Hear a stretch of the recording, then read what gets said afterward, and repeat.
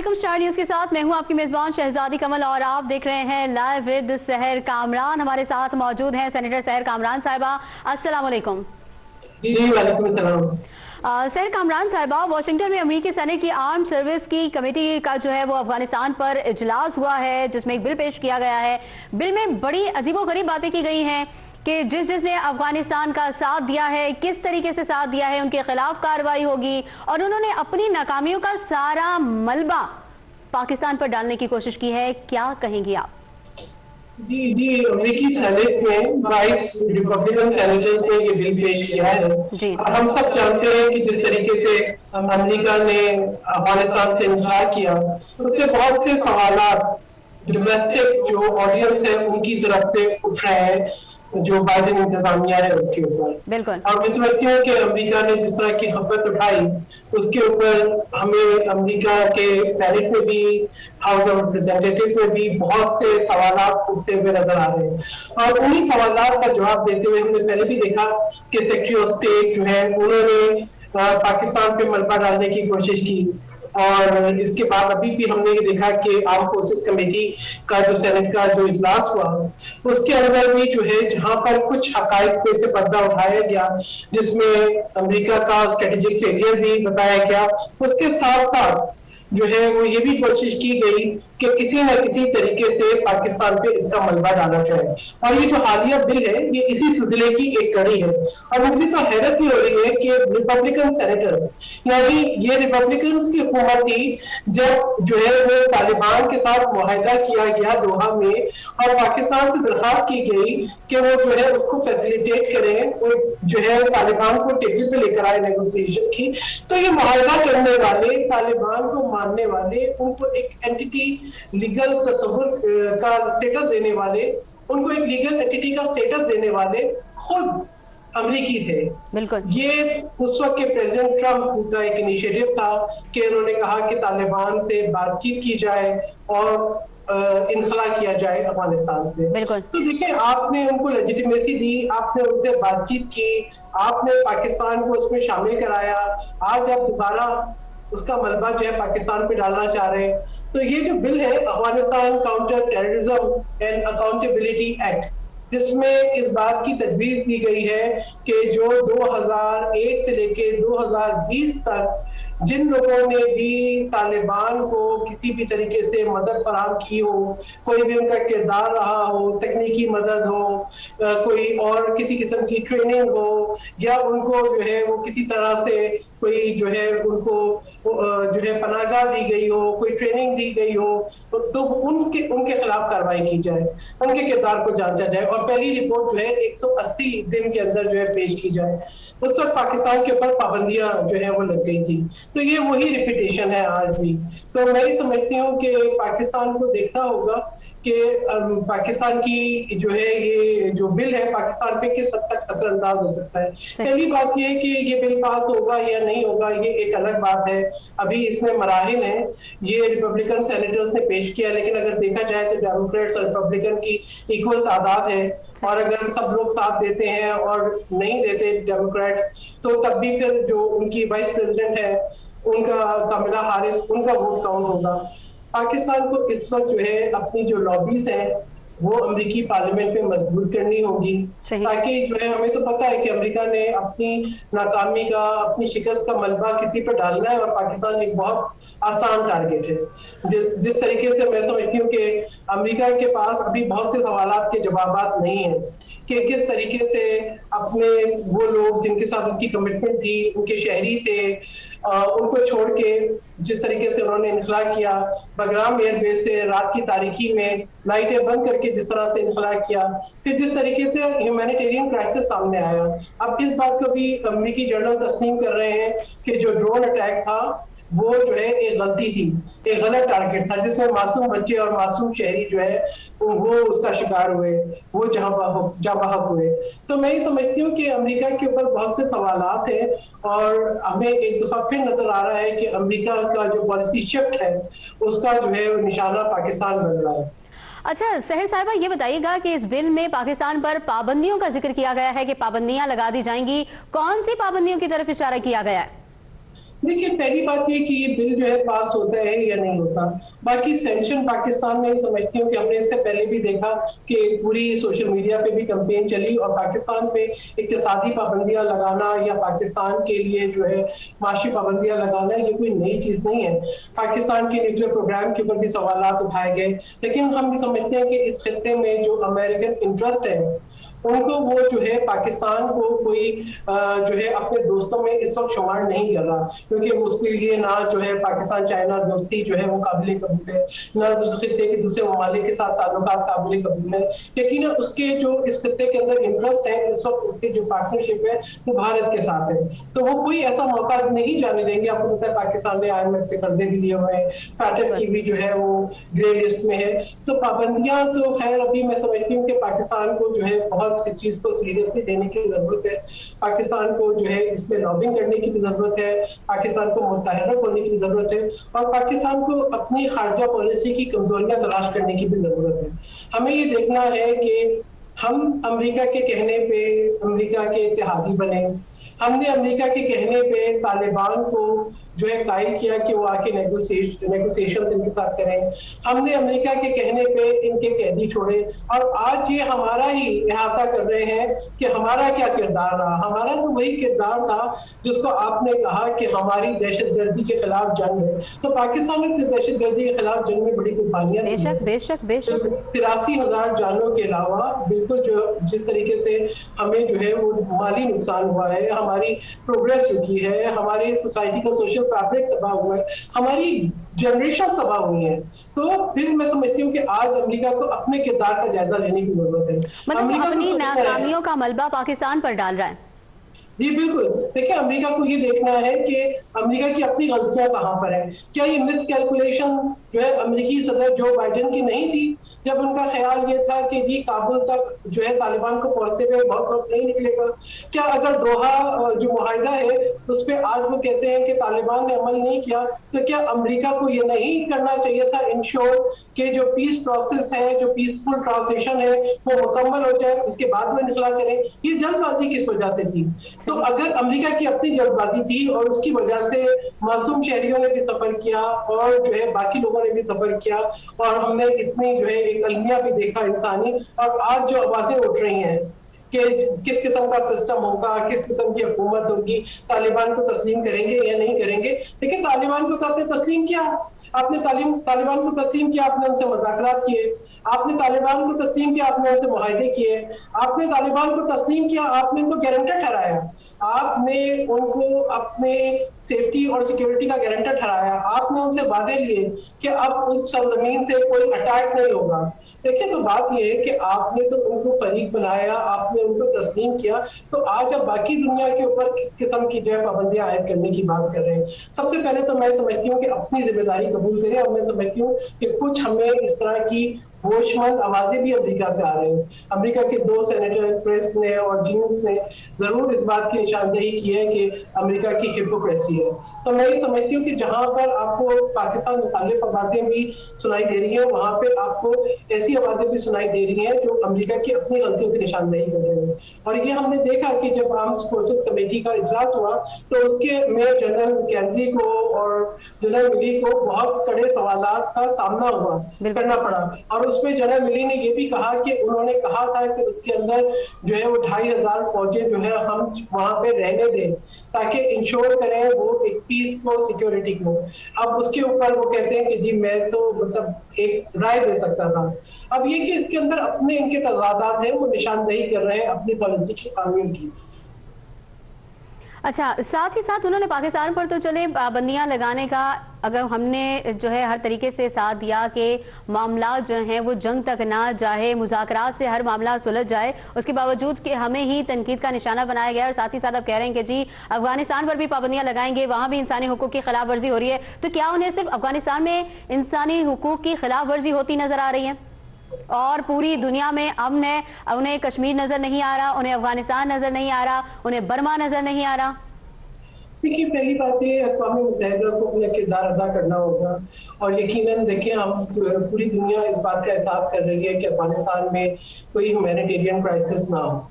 अब आपने इतना अर्सा जो आप 20 साल के अंदर आपने क्या सिस्टम डेवलप किया अफगानिस्तान के लिए, यानी अगर उनकी फौज एक दिन के अंदर ढह गई, अगर आपका बनाया हुआ ट्रेनिंग और सिस्टम एक दिन में कोलैप्स हो गया, तो फिर आपको अपनी तरफ देखना है कि खामी कहाँ पे थी।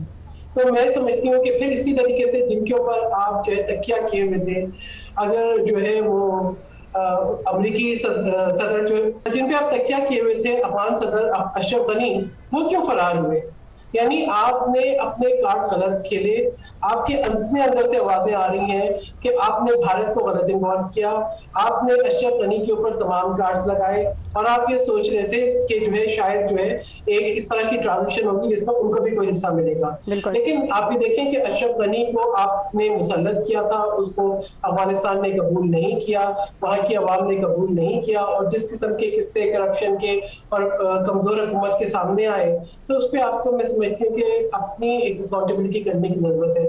असल में अकाउंटेबिलिटी अमेरिका की अपनी होनी चाहिए। अकाउंटेबिलिटी में वो दूसरों के ऊपर जो है वो उनको मोरद इल्जाम ना ठहराएं। हमने तो पहले ही बहुत ज्यादा सफर किया है, अब आप उन पर और पाबंदियां लगा के इस खित्ते के अंदर अगर आप चाहते हैं इंस्टेबिलिटी, अगर अमेरिका का मकसद ही इंस्टेबिलिटी है, अगर अमेरिका जो है खित्ते की तरक्की से खाइफ है, अगर अमेरिका जो है रशिया, चाइना, पाकिस्तान को, सेंट्रल एशियन स्टेट्स को तरक्की करता हुआ नहीं देखना चाहता, तो वो तो एक अलग बात है। लेकिन अगर बात सिर्फ ये है कि आपका मकसद जो है वो अमन था, आपका मकसद दहशतगर्दी को खत्म करना था, तो फिर आपको 20 साल में वो मकसद हासिल कर लेना चाहिए था। अब फिर मैं समझती हूँ कि शहजादी हमारे से भी कुछ गलतियां हुई हैं, कुछ जो है हमारे जो मीडिया स्टेटमेंट्स हैं उसने भी पाकिस्तान और अमेरिका के दरमियान एक खलीफ पैदा की है। देखिए हम जो है ना हर एक से दोस्ती कुट्टी नहीं खेल सकते, हमें जो है ना अपने रवैयों के अंदर भी एतदाल लाने की जरूरत है कि हम जो है तालिबान के अफगानिस्तान में आने पे जश्न क्यों मना रहे हैं। देखिए हमें तो हमारे अपने भी कुछ तहफ़्फ़ुज़ात हैं। हम समझते हैं कि जब से तालिबान वहां पर आए हैं तो टीटीपी जो है उसकी भी कार्रवाइयों में इजाफा हुआ है। इसी तरीके से हमें जो है दुनिया को ये बावर कराने की या अफगानिस्तान को ये बावर कराने की कि वहां पर कैसी हुकूमत हो, मेरा ये ख्याल है कि हमने अपने ऊपर बेजा बोझ डाल दिया है और हमें अपने तहफ़्फ़ुज़ात को अपने जो हमारे इंटरेस्ट है उनको देखना चाहिए, हमें उनको सिक्योर करना चाहिए, बजाय ये कि हम जो है दोबारा किसी एक साइड के ऊपर जो है फिर हम बोले कि जी हमने अब अपना वजन जो है वो तालिबान की तरफ डाल दिया है। आप भी देखें कि खित्ते के बाकी ममालिक के साथ आपको हमें अपनी सिफारतकारी तेज करनी चाहिए थी। हमें ये देखना चाहिए था कि अफगानिस्तान के अंदर जो बनी है तालिबान हुकूमत वो भी इंटरिम हुकूमत है, वहां पे खुद भी कुछ कंफ्यूजन है, वहां पे खुद भी अभी कोई मुस्तकिल हुकूमत नहीं आई। फिर आप ये देखें कि यूनाइटेड नेशंस के अंदर जो उन्होंने अपने सफीर के बना के भेजा उसको अभी यूनाइटेड नेशन ने एक्सेप्ट नहीं किया। इसी तरीके से अमर साले ने जो है एक अपनी parallel government in exile announce कर दी। तो पाकिस्तान के लिए भी बहुत सारे मैं समझती हूँ चैलेंजेस हैं और हमें बहुत सोच समझ के कदम रखना है। जी अच्छा, जिस तरह अमेरिका को लगता है कि तालिबान अगर ताकत में आ जाते हैं तो अलकायदा और दाइश और मजबूत हो जाएंगी, आपको क्या लगता है कि उनके ये खदशात जो हैं ये ठीक है? देखिए ये देखना है कि अफगानिस्तान में किस किस्म का निज़ाम है। अगर अफगानिस्तान के अंदर एक प्रॉपर जो है वो हुकूमत का निज़ाम चलता है, देखिए तो हमें पहले भी खदशात थे, हमने बताया था कि वहाँ पर दाइश है, वहाँ पे जो है दूसरे इस तरह के ग्रुप्स हैं कि पाकिस्तान के जो है टीटीपी के ऊपर भी तहफ़्फ़ुज़ात है, तो ये अमेरिका को इंश्योर करना चाहिए था। तो यहाँ पर तो मैं समझती हूँ कि जो है बहुत सी गलतियां हो गई हैं अमेरिका से, और पाकिस्तान भी और दुनिया भी जो है वो ये चाहते हैं कि अफगानिस्तान की सरजमीन जो है वो किसी किस्म की आगे दहशतगर्दी के लिए इस्तेमाल ना हो। लेकिन अब पाकिस्तान के ऊपर जब से तालिबान वहां पर आए हैं मुसलसल जो है मेरे ख्याल में 70 से ज्यादा जो है वो हमले हो चुके हैं। ये एक बड़ी अलार्मिंग सिचुएशन है, इसका जायजा लेना होगा और ये इंश्योर उसी वक्त हो सकता है जब अफगानिस्तान के अंदर एक मुस्तहकम हुकूमत हो, अफगानिस्तान के अंदर खाना जंगी ना हो, अफगानिस्तान के अंदर जो है जो अमूरी हुकूमत है वो एक जो है बहुत अच्छे तरीके से चले और अवाम को जो है वो तमाम सहूलतें हासिल हो। कुछ उंगलियां उठ रही हैं तालिबान के रवैये के ऊपर, कुछ उंगलियां उठ रही हैं उनके जो है, क्योंकि देखिए जो अफगानिस्तान की जो लीडरशिप है तालिबान की उसका तो एक इंटरेक्शन रहा, और उन्होंने जितने भी इंटरनेशनली अपना इंटरेक्शन किया तो उन्होंने इंटरनेशनल डिप्लोमेसी को भी समझा और उन्होंने इस बात को भी समझा कि इंटरनेशनल रिलेशंस जो है वो कितने इंपॉर्टेंट है। तो वो तो एक अपना एक डिफरेंट साइड दिखा रहे हैं, लेकिन उसके साथ साथ जो बाकी आम तालिबान है उनको बदलना, आप समझते हैं कि वो ओवरनाइट अपनी जो है सोच को तब्दील करने, फिर हम उनको बताएं कि वहां पे किस किस्म का तंज़ हुकूमत हो, तो ये बहुत सारे अभी चैलेंजेस हैं। ये अभी मैं समझती हूँ कि बहुत वक्त लगेगा धूल को जो है वो बैठने में। बिल्कुल बिल्कुल, अभी बहुत वक्त लगेगा।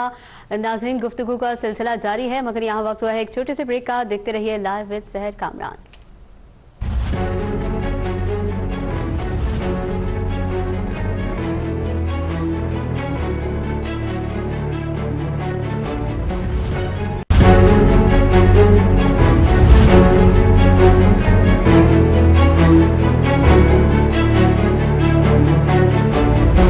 वेलकम बैक नाज़रीन, आप देख रहे हैं लाइव विद सहर कामरान। मैं हूं आपकी मेजबान शहजादी कंवल। सहर कामरान साहिबा, इस बिल में कहा गया कि 2001 से 2020 तक देखेंगे कि पाकिस्तान ने तालिबान की कब कब और क्या क्या जो है वो मदद की है। उनको पनाहगाहें दी हैं, उनको तरबियत दी है, उनको ट्रेनिंग की है, यहाँ कोई और मनसूबाबंदी। तो यानी कि इन 20 सालों में इनको 2020 से पहले इनको कभी याद नहीं आया, इनको कभी ऐसा एहसास नहीं हुआ जब इनकी फौज, अमेरिका की जो फौज है वो अफगानिस्तान में मौजूद थी, उस वक्त इनको नहीं लगा कि पाकिस्तान जो है वो तालिबान की मदद कर रहा है। आज जब ये वहां से नाकाम होकर वापस आ गए हैं और खुद इस बात का इकरार कर रहे हैं कि अमेरिका की साख मुतासिर हुई है, वो हार गए हैं, आज इनको याद आया है कि पाकिस्तान जो है वो तालिबान की मदद कर रहा था। ये अमेरिका बताए ना कि अमेरिका ने क्या किया है। अमेरिका ने क्यों पाकिस्तान को मजबूर किया कि कुछ जो तालिबान के कैदी थे उनको रिहा किया जाए, जिस बात का वो एतराफ भी कर चुके हैं। तो मैं समझती हूँ कि अमेरिका को खुद अपने किरदार को जांचने की जरूरत है। हर दफा पॉलिसी शिफ्ट कि आप पहले मुजाहिदीन बनाएं, आप उनकी तारीफें करें, आप उनको सपोर्ट करें और उसके बाद आप आवेदन करके चले जाएं।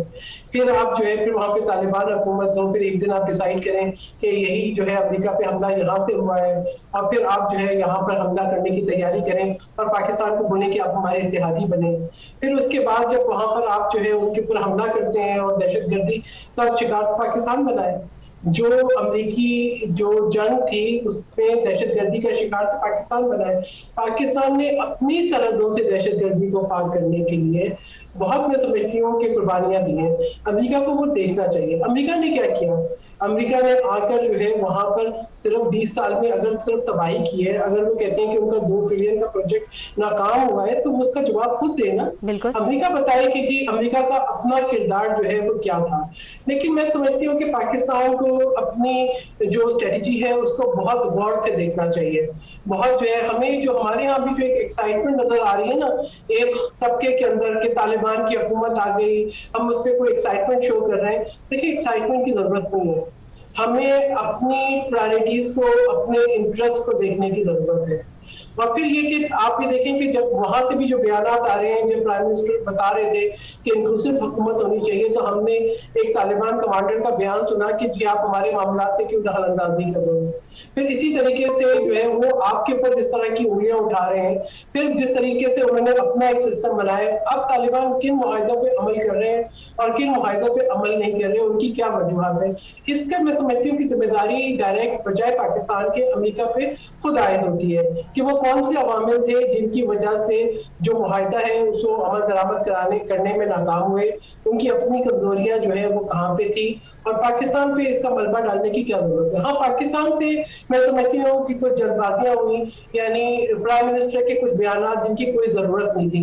लेकिन सिफारतकारी जो है ना बड़ा मोहताज किस्म का एक सब्जेक्ट है जिसके अंदर एब्सोल्युटली नॉट और यस और नो के जैसे अल्फाज इस्तेमाल नहीं होते। तो मैं समझती हूँ कि प्राइम मिनिस्टर को जहां पर इस किस्म के मामला आ जाते हैं, कुछ सवालों को दरगुजर करना भी बहुत जरूरी है और कुछ मामला पे अपनी राय कायम ना करना भी जरूरी है। इसलिए कि अमेरिका एक सुपर पावर है हम अमेरिका से दुश्मनी नहीं मोल ले सकते, हमें एतदाल रखना है अपने ताल्लुकात में। हमारे यहाँ ये होता है कि कभी हम एक तरफ पूरा झुक जाते हैं, कभी हम दूसरी तरफ झुक जाते हैं। एतदाल रखना जो है बहुत जरूरी है। फिर जो बाइडेन की टेलीफोन कॉल को एक मसला बना लिया गया कि जी वो कॉल आएगी, वो कॉल नहीं आएगी। हमने ये सोचा कि शायद तालिबान का आना जो है, हमने खुद अपने पर मलबा डाला कि जी तालिबान आ रहे हैं तो हम ही उनके कफील हैं। तो ये करने की क्या जरूरत थी?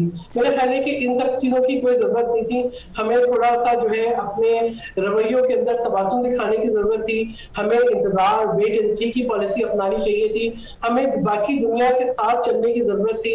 हमें खुद अपने ऊपर जो है एक बड़ा बोझ डालने की बिल्कुल जरूरत नहीं थी। फिर मैं ये समझती हूँ कि अभी हमने ये देखा कि वजीर खारजा का भी जो है दौरा हुआ अमेरिका में, लेकिन दौरे के फौरन बाद जो है इस किस्म का बिल आ गया। तो क्या हमारी कोई इंटरेस्ट नहीं है? क्या हमने जो है वो अमेरिकी कांग्रेस में और अमेरिकी सेनेट के अंदर हमने कोई दोस्तियां नहीं की हैं? क्या हमारी कोई लॉबी नहीं है? या हमारी लॉबी जो है वो सिर्फ जो है वो अपोजिशन को निशाना बनाने की हद तक है? अभी जो है वो प्राइम मिनिस्टर साहब का एक आर्टिकल भी छपा, तो उस आर्टिकल के अंदर भी आप ये देखें कि वॉशिंगटन पोस्ट में छपने वाले आर्टिकल के अंदर जहां उन्होंने पाकिस्तान की पोजीशन वादा करने की बात की, वहां पे उन्होंने सियासी ओपोनेंट्स को निशाना बनाया, जिससे उसकी क्रेडिबिलिटी बहुत कम हो गई। तो देखिए, हमें अपनी जो सियासत है और अपने जो सियासी इंटरेस्ट है उनको हमें नेशनल इंटरेस्ट से अलग रह के देखना होगा। फिर अभी जो हालिया बयान जो आए हैं, जिस तरीके से टीटीपी को जो है वो माफी देने के मुतालिक बयान आए, पहले सदर पाकिस्तान का बयान आया, फिर वजीर खारजा का आया, अब जो है वो एक तुर्की चैनल को इंटरव्यू देते हुए वजीर आजम ने कहा। इस पे भी बहुत से तहफ़्फ़ुज़ात हैं। आप पहले आके अपनी पार्लियामान को अपने लोगों को एतमाद में लें, क्योंकि ये बहुत सवालात हैं इसके ऊपर। वो हमें बार बार जो है याद आता है कि वो जो एपीएस के ऊपर हमला था, वो जो मासूम बच्चों की शहादतें थी, वो जो मासूम जानों की कुर्बानियां थी, हमें शहीद बेनजीर भुट्टो की शहादत याद आती है, हमें वो तमाम शोधा याद आते हैं। क्या वजीर आजम ने उनके जो फैमिलीज है उनसे पूछना जो है दोबारा किया? क्या उन्होंने पार्लियामान से कंसल्ट किया? और नेशनल एक्शन प्लान कहाँ गया? और किन शराइत के ऊपर आप जो है वो माफी देने की बात कर रहे हैं? जब आप एक तरफ देखें कि जो उनका जवाब आ रहा है, वो कहते हैं कि आप फाटा को जो है उसको डीमर्जर करें दोबारा। वो कहते हैं कि आप जो है हथियार डालने की बात ना करें। वो कहते हैं हमारे कैदी छोड़ें। तो मैं ये समझती हूँ कि क्या आप टीटीपी कह रही है डू मोर, या आप तालिबान कह रहे हैं डू मोर, जहाँ वजीर आजम कहते हैं कि अफगानिस्तान के अंदर एक रिकंसिलेशन चल रही है। तो मैं समझती हूँ बहुत ज्यादा सिफारती हमारे से जो है वो जो है गलतियां हुई हैं, उनका जायजा लेने की जरूरत है। और सिफारती मामलात को और इस किस्म के सेंसिटिव मामलात को बहुत जो है बारीकी से देखकर और बहुत जो है मैं समझती हूँ कि एहतियात के साथ लेके चलने की जरूरत है। अच्छा, सही साहिबा, जिस तरह आपने भी जिक्र किया वजीर खारजा के बयान का, वो कह रहे हैं कि जी हम इस बिल पर खामोश नहीं बैठेंगे और ये जो बिल पेश किया गया है इसके पीछे अमेरिका में लॉबीज और हमारे हमसाए पीछे हैं, उनका हाथ है इसके पीछे। आप इस बयान को किस तरह देख रही हैं? देखिए, बात यह है कि बयानात से मामला हल नहीं होते। सही। मैं ये पूछूंगी कि आपने क्या इक़दाम किए? पाकिस्तान की जो नैरेटिव है, पाकिस्तान की जो सेक्रीफाइसेस है, पाकिस्तान के जो इनिशिएटिव्स है, उनको आगे पेश करें। अगर इसी जो अभी कार्रवाई हुई है जो अमेरिका के जो आर्म फोर्सेस कमेटी के अंदर, तो वो जो हियरिंग है उसके अंदर भी बहुत से मैं समझती हूँ कि अहम इंकशाफात हैं। और अभी जो एक और चीज बड़ी अलार्मिंग थी, मैं सुन रही थी कि जनरल मैकेंजी का बयान, जिसमें जब उनसे पूछा गया कि जो ड्रोन हमला है क्या आप उसके लिए पाकिस्तान की फजाई हदूद इस्तेमाल करेंगे या की है, तो उन्होंने उसका जवाब जो है वो पॉजिटिविटी में दिया और हाँ में दिया। तो ये बड़ा अलार्मिंग है। जब इस किस्म की सिचुएशन चल रही होगी जहां पे वो सोचते हैं कि उनके पास कैपेबिलिटी है, उनके पास कैपेसिटी है कि वो ये कर सकते हैं, तो पाकिस्तान की तरह हमसाए के अंदर जो है अमन होगा ना, पाकिस्तान अपने नेबर चेंज कर सकता है, ना ही 2600 किलोमीटर सरहद चेंज कर सकता है। पाकिस्तान के तो एक ही इंटरेस्ट में है कि अफगानिस्तान में अमन हो। अब वजीर खारजा या वजीर आजम बयान देने के बजाय मैं समझती हूँ कि बारीक बीनी से जायजा लें कि क्या हालात हैं, अपनी खामियों का भी, गलतियों का भी, और जो है अमेरिका के अंदर हालात का भी। हमें इस वक्त एक मजबूत लॉबी की जरूरत है। 1 मिलियन के करीब पाकिस्तानी अमेरिका में है। इसी तरीके से पाकिस्तानी जो है वो अहम पोजीशंस पर हैं, उनकी अपनी अपनी जो है मैं समझती हूँ कि कनेक्टिविटी भी है, उनके साथ कनेक्ट हो और कोशिश करें कि बेहतर सिफारतकारी के जरिए, बेहतर लॉबिंग के जरिए जो पाकिस्तान के खिलाफ गलत फहमियां हैं, न सिर्फ अमेरिका में बल्कि यूरोपियन यूनियन में, दूसरे मुल्कों के अंदर, अक़वाम मुत्तहिदा में, उनको दूर किया जाए। लेकिन भारत तो कोई एक ऐसा मौका हाथ से नहीं जाने देगा जहां वो पाकिस्तान को नुकसान पहुंचाए। तो ये पाकिस्तान को किसने रोका है कि आप अपने कार्ड सही खेलें? पाकिस्तान को, अगर पाकिस्तान की अपनी कोई लॉबिंग नहीं है, अगर पाकिस्तान की कोई इंटरेस्ट नहीं है, अगर पाकिस्तान के अंदर ही कैपेसिटी नहीं है कि वो अपना मुकदमा और अपनी कुर्बानियां और अपनी कंट्रीब्यूशन सही तरीके से पेश कर सके, तो मैं ये कहूंगी कि फिर वाकई फिर एक जो है ऐसी हियरिंग पाकिस्तान में भी होने की जरूरत है। पाकिस्तान की पार्लियामेंट भी सवाल करे कि जी आपने ये बयानात क्यों दिए, पाकिस्तान की पार्लियामेंट भी सवाल करे। मैं तो समझती हूँ कि ये जो वज़ीर आज़म का बयान है, ये उन शोहदा की जो है एक तरीके से इंसल्ट है, जिनकी कुर्बानियों के बाद कौम ने एक अहद किया था कि हम अपनी सरजमीन पे दोबारा इस किस्म के अनासिर को, जिन्होंने जो है जो पाकिस्तान को नुकसान पहुंचाया, जिसने कीमती जानों का ज़िया किया, हम उनको पलटने नहीं देंगे। तो हम बारी बारी जो है क्यों पलट के जाते हैं? बिलावल भुट्टो का बयान भी आया है, उन्होंने भी कहा है कि जी इस तरह का बयान तो शहदा के बुर्जा के जख्मों पर नमक पाशी है। जी बिल्कुल, देखिए हम सब जो है जख्म खुर्दा है, हम सब लोग जिन्होंने वो मासूम जनाजे देखे हैं, जिन्होंने शहीद बेनजीर भुट्टो साहिबा का जनाजा देखा, हमारे फौजी जवानों की शहादतें हैं, ठीक है। और आप ये देखिए रोजाना की बुनियाद के ऊपर वो जारी है, यानी एक तरफ आप कहते हैं रिकंसिलेशन का अमल जारी है और एक तरफ रोजाना की बुनियाद पे पाकिस्तान के ऊपर अटैक्स हो रहे हैं। तो मैं ये समझती हूँ कि इस तनाजुर के अंदर वजीर आजम का बयान शायद जल्दबाजी थी। और दूसरी बात ये कि आपको ये बयानात मीडिया पे देने क्यों पड़ रहे हैं? हाँ। आप इन बयानात के ऊपर आप जो है क्यों नहीं आके, आपकी क्या सोच है, आप क्या करना चाह रहे हैं, क्या हकायक है, आप पार्लियामेंट से रिव्यू क्यों नहीं कर रहे हैं? क्योंकि आपको अगर याद हो कि एपीएस पे हमले के बाद एक पार्लियामेंट का सेशन भी हुआ था, नेशनल एक्शन प्लान भी पास हुआ था, और ये जो मीटिंग हुई थी उसके अंदर जो है वो जो है पीटीआई भी शामिल थी। तो अगर वो तमाम बातें अगर आज आपको भूल गई हैं, तो आपको याद करने की जरूरत है कि बार बार हम कौम को उस आजमाइश से नहीं गुजार सकते। और यही वजह है कि पाकिस्तान का बयानिया कितना स्ट्रॉन्ग है, पाकिस्तान कितने स्ट्रॉन्ग बयानिए के साथ दहशतगर्दी के खिलाफ खड़ा है, वही दुनिया के अंदर पाकिस्तान को जो है, पाकिस्तान का एक तासुर, पाकिस्तान का जो इमेज है उसको बेहतर करेगा। अगर हम बार बार एक कंफ्यूज नैरेटिव लेके चलेंगे और हम अफगानिस्तान में तालिबान की हुकूमत को कोई कामयाबी जो है अपनी समझते लगेंगे, तो हमारे ऊपर डेफिनेटली उंगलियां उठेंगी। सही सही। अच्छा सहर कामरान साहबा, ये भी बताइएगा कि अगर ये बिल अमेरिकी सेनेट में मंजूर हो जाता है, पास हो जाता है, तो उसके बाद पाकिस्तान को किन संगीन किस्म के जो नुकसानात हैं उनसे दुचार होना पड़ेगा? देखिए पाकिस्तान के लिए यकीनन एक आलमी तन्हाई होगी, पाकिस्तान के ऊपर इक्तिसादी पाबंदियां हो सकती हैं, पाकिस्तान के न्यूक्लियर प्रोग्राम के ऊपर भी जो है आवाजें उठ रही हैं, और इस किस्म का एक तासुर पेश किया जा रहा है कि जो है वो शायद वो दहशतगर्दों के हाथों में जा सकते हैं। हालांकि देखिए पाकिस्तान का कमांड एंड कंट्रोल सिस्टम जो है उसकी तारीफ जो है IAEA भी कर चुका है, और पाकिस्तान एक बहुत ही जिम्मेदार, बहुत ही रिस्पॉन्सिबल मुल्क है, जिसका अपना जो एक डिफेंस का मैकेनिज्म है, सिक्योरिटी मैकेनिज्म है, वो बहुत मजबूत है।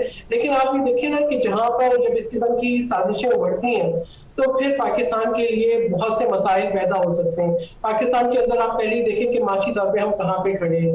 मैं समझती हूँ कि ऐसा मौका आना नहीं चाहिए, और मुझे उम्मीद है आएगा भी नहीं, लेकिन ये कि पाकिस्तान को अपनी सिफारतकारी का जायजा लेना होगा, पाकिस्तान को जो आने वाले खतरात हैं उनको समझना होगा, पाकिस्तान को बेहतर सिफारतकारी करनी होगी। और मैं समझती हूँ कि मीडिया स्टेटमेंट बहुत जरूरी नहीं होते, हम कुछ सवालों को टाल भी सकते हैं और कुछ चीजों को जो है वो इग्नोर भी कर सकते हैं। ये बहुत जरूरी है। अगर हम सिर्फ अपनी इस अहमियत इस बात से जताएंगे कि हम रोजाना किसी न किसी चैनल पे बैठ के एक बयानिया दे रहे होंगे तो शायद उसका हमें नुकसान ज्यादा होगा। पाकिस्तान के पास जो है बहुत ब्रिलियंट दिमाग है, हमें जो है जो हमारे फॉरेन ऑफिस में है हमें उनके ऊपर जिम्मेदारी डालनी चाहिए, क्योंकि बहुत सी बातें आपकी जो है बैकडोर चैनल्स पे होती हैं, बहुत सी बातें जो है वो सिफारती आदाब के साथ होती हैं। और मैं समझती हूँ कि हमारे लिए जो अमेरिका के अंदर जो एक हियरिंग हुई है वो एक मिसाल भी है। अगर उस तरह की हियरिंग्स हमारे भी मुल्क में होने शुरू हो जाए, अगर उसी तरह की अकाउंटेबिलिटी हम खुद भी करें तो शायद हमारे यहाँ भी जो है ना निजाम भी बेहतर हो जाए, हमारा जमहूरी चेहरा भी बेहतर हो जाए और दुनिया को हम पे ज्यादा एतमाद भी हो जाए। सही सही, बड़ी अच्छी बात कही आपने कि अगर इसी पर अमल करना है तो फिर आप उसको भी, हायरिंग को भी अपनाएं और फिर यहाँ पर भी इसी तरह के इकदाम करें।